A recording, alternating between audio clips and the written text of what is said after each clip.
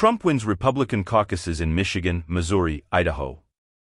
Former United States President Donald Trump has cruised to victory in Republican caucuses in Michigan, Missouri, and Idaho, gaining huge momentum in the race to capture his party's presidential nomination. In all three states on Saturday, Trump trounced Nikki Haley, a former United Nations ambassador and his last remaining rival. The former president has now won every state nominating contest heading into next week's Super Tuesday, when voters in 15 U.S. states and one territory choose their preferred candidate for each party. In Michigan, Trump beat Haley in all 13 districts taking part in the nominating caucuses, according to the state Republican Party. More than 1,600 party insiders participated in the caucus in the western Michigan city of Grand Rapids, where they were choosing delegates for Trump or Haley for the party's national nominating convention in July. Overall, Trump won with nearly 98% support, 1,575 votes to just 36 for Haley. Pete Hoekstra, the Michigan Republican Party's chair, called it an overwhelming, dominating victory.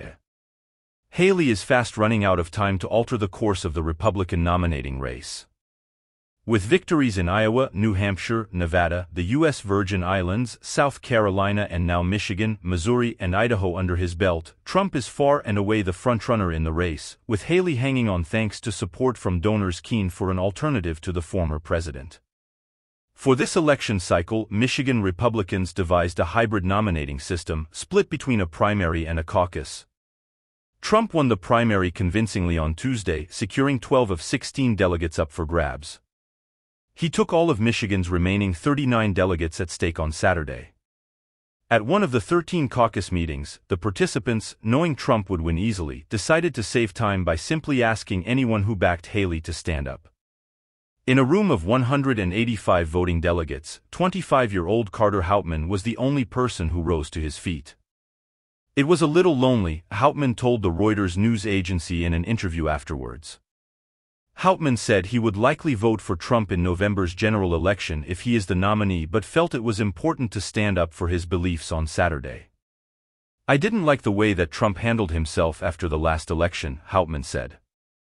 Dennis Milosh, 87, a Trump supporter, said the former president's dominating win on Saturday underscored how the party has been transformed from one aligned with big business to one focused on the working class. "Wherever he goes, whatever he does, he pays attention to, responds to, the average person," Milosh said. Both Trump and Haley spent Saturday campaigning in North Carolina ahead of its primary next week.